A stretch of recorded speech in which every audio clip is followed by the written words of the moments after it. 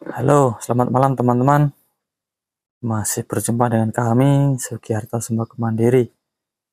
Semoga teman-teman semua diberikan kesehatan, dimudahkan urusannya, serta dilancarkan dalam usahanya. Amin. Oke teman-teman, pada kali ini kita ingin menyapa teman-teman, kita ingin sharing dengan teman-teman. Terutama ini untuk yang masih mau membuka usaha atau mungkin yang sudah merancang atau merencanakan usaha toko, khususnya toko sembako teman-teman. Jadi ketika kita membuat usaha toko sembako itu tidak serta-merta kita langsung punya uang, kita belanja, kita pajang di rak, kemudian kita jual. Nggak semudah itu teman-teman. Jadi semua itu pasti ada pertimbangannya. Oke lah, kita ini untuk membuat toko sembako itu diperlukan beberapa hal teman-teman ya. Jadi ada beberapa hal yang harus kita perhatikan ketika kita membuat usaha toko sembako. Yang pertama yaitu riset lokasi. Jadi kita harus meriset lokasi itu, kita harus mensurvei lokasi itu seperti apa mungkin strategisnya, kemudian kantong basis penjual konsumennya, basis konsumen seperti apa, kemudian daerah itu misalnya jalannya jalan nasional atau jalan provinsi atau mungkin jalan lintas lambat, itu sangat berpengaruh teman-teman. Kepadatan penduduk pun sangat berpengaruh. Jadi itu gunanya kita meriset lokasi. Tetapi itu mungkin ada sebagian kasus yang tidak berlaku ketika kita membuka usaha sembako itu berada di rumah. Karena apa? Ya rumah kita itu tempatnya, jadi bagaimana mau riset karena memang rumah kita mau dipakai gitu kan. Jadi tetapi untuk sebagian kalangan tertentu itu wajib diriset dulu. Misalnya kita mau nyewa ruko, nyewa bangunan di daerah sekitaran pasar atau mungkin di daerah dekat-dekat instansi atau dekat-dekat sekolahan. Nah, itu kalau kita menyewa yang seperti itu, alangkah baiknya kita meriset dulu lokasi tersebut. Oke, teman-teman ya. Untuk yang kedua yaitu melakukan penghitungan modal dengan teliti. Jadi ketika kita sudah punya modal sekian juta atau sekian ratus juta, kita harus bisa mengalokasikan modal tersebut. Misalnya untuk biaya sewa 2 tahun sekian juta. Kemudian kita untuk belanja aset, rak dan sebagainya, rak, aplikasi kasir, mungkin kayak showcase atau mungkin dan faktor pendukung lah, itu berapa juta. Jadi kita harus bisa mengalokasikan dana tersebut. Kita harus cermat dalam mengelola modal tersebut. Itu teman-teman. Jangan sampai nanti ketika kita misalnya punya modal 100 juta, kita habis di sewa dan aset.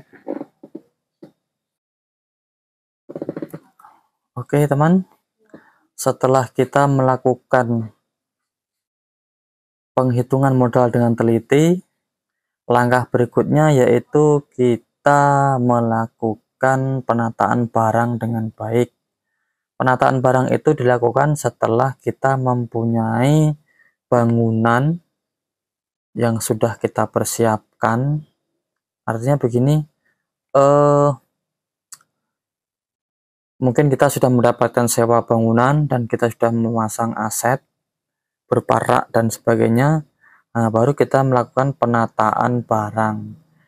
Penataan barang yang baik adalah menata barang sesuai dengan kategorinya. Misalnya kategori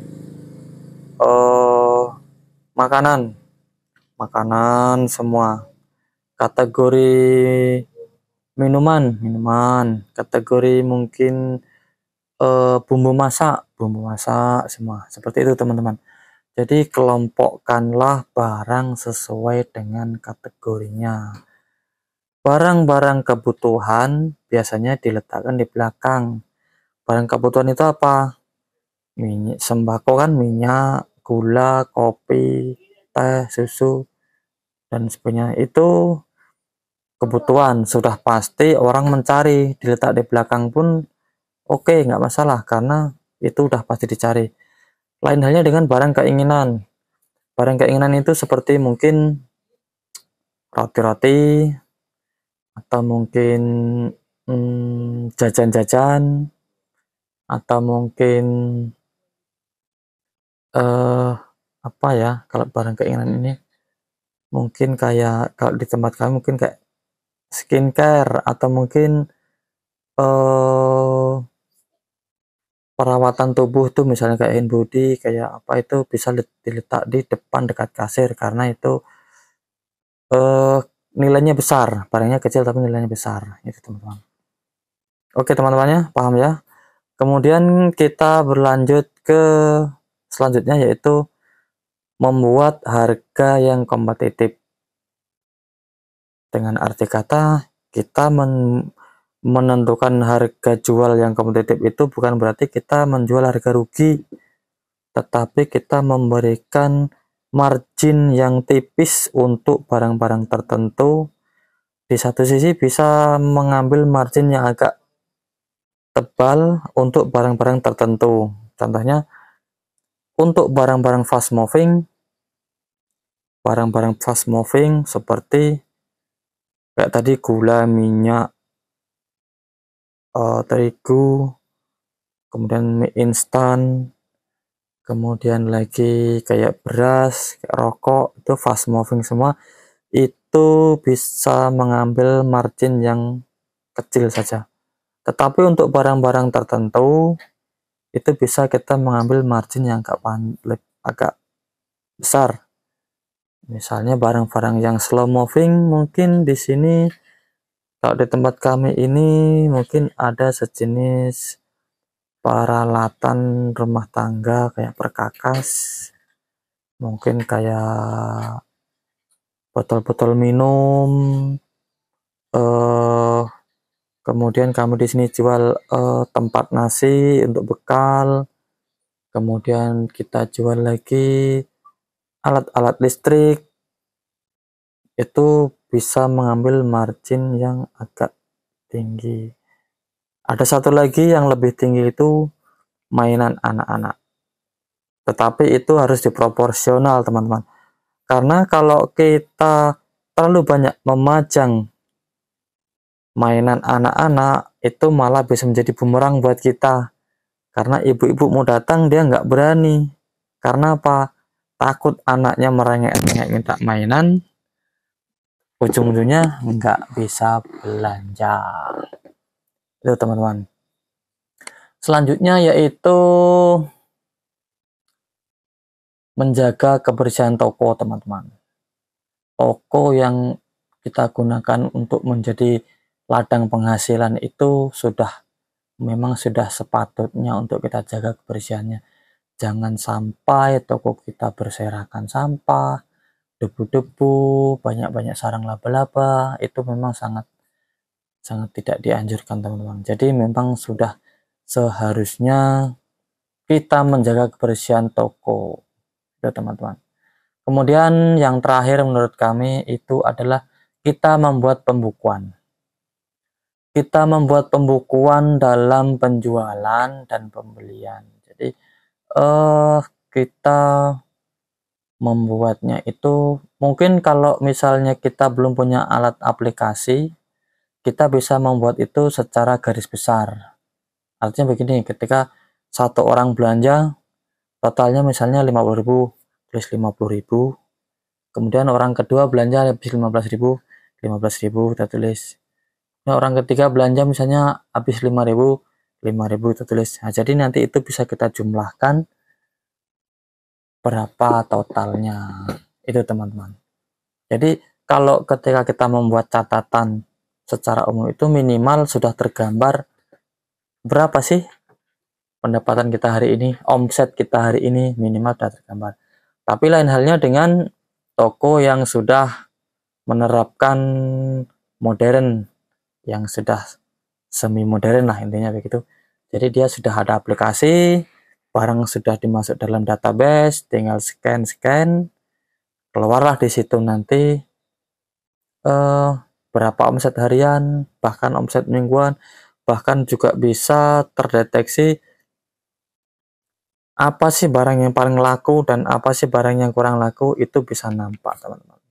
Jadi itulah teman-teman sharing kita pada malam hari ini, mudah-mudahan bisa memberi referensi buat teman-teman yang ingin membuat usaha toko sembako khususnya. Ketika Anda merasa terinspirasi, alangkah baiknya Anda menekan tombol subscribe supaya kami berkarya ini lebih bersemangat lagi. Dan jikalau ada pertanyaan, boleh tulis di kolom komentar. Kita nanti bisa berdiskusi. Dan itulah teman-teman. Semoga teman-teman semua bisa cepat mewujudkan cita-citanya untuk menjadi seorang yang sukses. Demikian dari kami. Assalamualaikum warahmatullahi wabarakatuh. Sampai jumpa pada vlog berikutnya.